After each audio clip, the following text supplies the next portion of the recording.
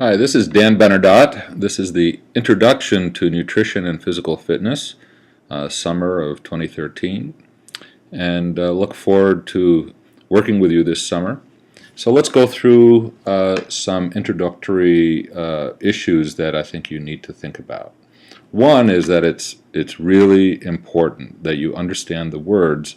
Many of the words in this class are new to you, and so really you should take the responsibility to make sure that you fully understand what these words mean. Some of these words can be confusing because, for instance, in the example that I've given, the GYL, GYLC beginning to many words are the same, but they have entirely different meanings. So, for instance, glycogen is the stored form of glucose, whereas glycerol is a simple lipid which is metabolized like a carbohydrate. And gluconeogenesis is the manufacture of new glucose from non-glucose substances. So make sure that you have some kind of medical dictionary available to you so that if you don't understand fully the meaning of a word that you're reading, really try to understand it. It will be very useful to you, and it will certainly help you in this class. Also, it's important to do this while you're reading your book. So medical dictionaries are online. There are many of them that are free. So make sure that you have some access to it so that you can fully understand what it is that you're reading. We're going to talk a lot about different things: dietary supplements, doping, ergogenic aids, nutraceuticals, quackery.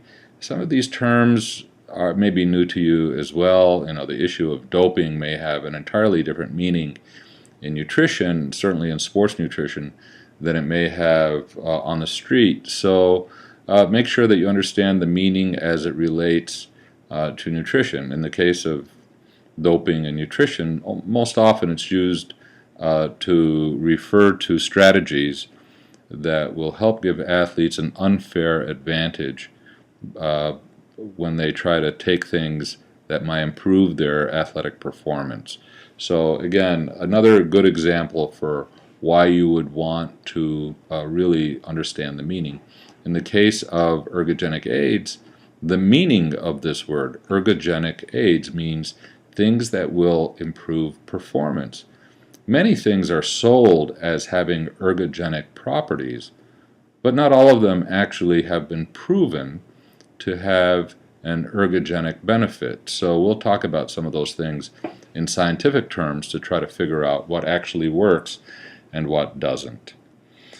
There is a really excellent source for you to look at if you want to get the latest information, the latest research on specific supplements. It's http dietary-supplementsinfo.nih.gov.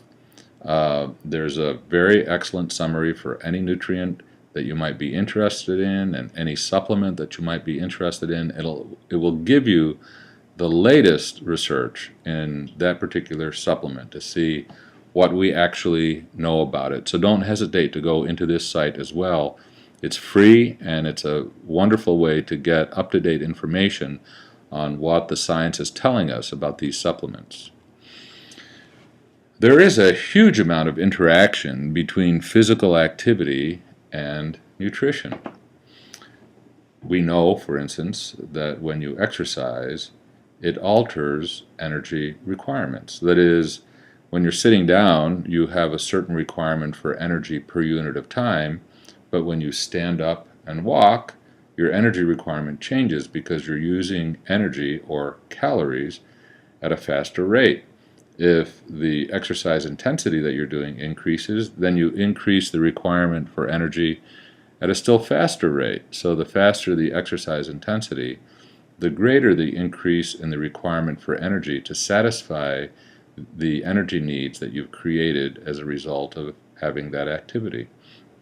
You also change what energy substrates you need as well. So, for instance, if you're sitting down, which you probably are as you're listening to this, you may not realize this, but you're probably burning more fat than anything else. We're provided energy by consuming carbohydrate, protein, and fat. All of them contain carbons that we can ultimately metabolize and use for energy. And the distribution of how we use these things changes with the intensity or the relative intensity of the activity that we're doing. So when you're sitting down, you're probably burning mainly fat because fat requires a lot of oxygen to burn. But when you're sitting down, you're fully capable of satisfying your oxygen requirement. You're breathing normally. You're not short of breath. So fat becomes the primary fuel. But nobody would ever tell you that sitting down is the best way to lower your body fat level, because even though you're burning a relatively high proportion of fat relative to the other energy substrates, that is, relative to carbohydrate and protein, the amount of fat that you're burning isn't very high because you're not burning a large volume of energy. That is, your caloric expenditure is relatively low. So be very careful about mixing proportionate utilization with total volume utilization. So I'll give you an example. As exercise intensity increases, the proportionate amount of carbohydrate goes up. That is, your utilization of carbohydrate increases. So the higher the intensity of activity, the greater the amount of carbohydrate you need. That doesn't mean that the volume of fat that you burn goes down, because you're still breathing, you're still bringing oxygen into the system. It's just that you're burning enough total extra calories because of the intensity of activity that you need to burn more of them from carbohydrate, which may not require as much oxygen to burn as fat. You also alter vitamin requirements, because vitamins they don't provide energy to you, but they help us get energy from the energy substrates which are consumed. So especially the B vitamins, the more energy you burn, the more B vitamins you need. Luckily, the more energy you burn, you're likely to eat more. So because you're eating more, you're automatically taking in more of these B vitamins, which are necessary for you to burn the calories that you're eating. So it doesn't hold that because you're exercising more, you automatically need to take, for instance, vitamin supplements to satisfy the increased need for vitamins which occurs when you exercise. No, because when you exercise, you increase the rate of energy expenditure, but you also typically eat more to satisfy that energy requirement, and while you're eating, you also take in the vitamins which you need as well. When you exercise, you can alter mineral requirements as well. I mean, one of the things we know that happens when you exercise is that blood volume goes up quickly, rapidly. And that's good because the increase in blood volume helps you to satisfy the sweat rate, which needs to increase as well because you have to cool yourself down. And it also improves delivery to working muscles, delivery of vitamins, minerals, and energy, and helps you take away from those working muscles the metabolic byproducts which are produced as a result of the exercise which is being done. So as blood volume increases, you have to increase the components of that blood as well. So minerals are in the blood. Iron, for instance, you need to have more red blood cells to carry the oxygen as a result of the exercise. So you need to have a few more minerals as well. But typically, because you're eating more, you also take in more minerals as well. Humans can't keep the heat which results from exercise, and you all know that exercise is a heat-creating thing because you know that when you exercise, you sweat, and the result of exercise is that you increase body temperature that you have to get rid of. We have to keep our body temperature the same. You can't acquire that heat. You can't allow the body temperature, which is associated with the increase in energy expenditure, to constantly ratchet up your body temperature. You couldn't. So you have to get rid of that heat which is created. So you sweat, and because you're sweating, that is, you're losing fluid at a faster rate when you exercise, you have to replace that fluid so that you can maintain your sweat rate. Otherwise, there's no way that you could continue to exercise because the heat associated with that exercise would build up, and you'd reach a critical point where you just couldn't exercise anymore, or you might get heat stroke, or you might die as a result of the increased body temperature which occurs.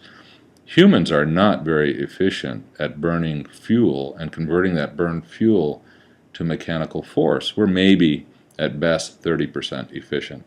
That is, for every 100 calories that you burn, maybe 30 calories goes to moving the muscle that you're using. The remaining 70 calories is simply lost as heat.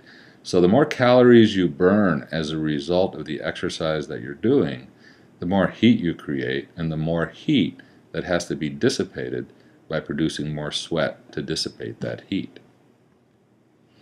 Well, so these are the basics. You know that you increase the rate of energy expenditure when you exercise, and you also increase the rate of body fluid losses. So those are the essential critical components of sports nutrition, but it's a little bit more sophisticated than that. That is, what energy substrates are best to provide when? Should you be eating more carbohydrate, more protein, more fat?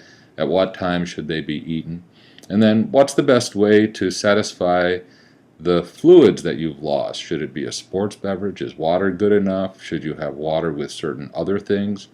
So it gets a little bit more complicated than just these statements.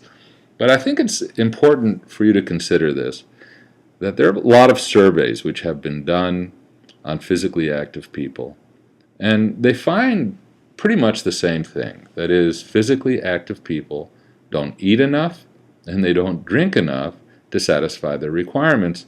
And to make matters worse, they tend to supply what they needed in terms of energy and fluids after they needed them. That's called backloading. It's a little bit like driving from Atlanta to San Francisco and telling your car, don't worry, I'll give you all the fuel you needed once we get to San Francisco. You know you can't do that with your car, and really you can't do that, at least you shouldn't do that with yourself. That is, you should provide the energy in a way that your body can use it optimally. That is, dynamically related to the energy expenditure that you're doing. Just so that you know, I was the nutritionist for the United States marathoners at the 2004 Olympic Games, and I took this picture of Dina Castor, who was running in, this is in the Panathinaikos Stadium, at the finish of the marathon race. They had just announced that she was going to win the bronze medal, and when they announced it, she didn't know where she was relative to the other runners. She started crying, so I don't know if you can tell that expression on her face. She was certainly happy, but she was also pretty teary-eyed that she was actually going to win an American bronze medal in that race.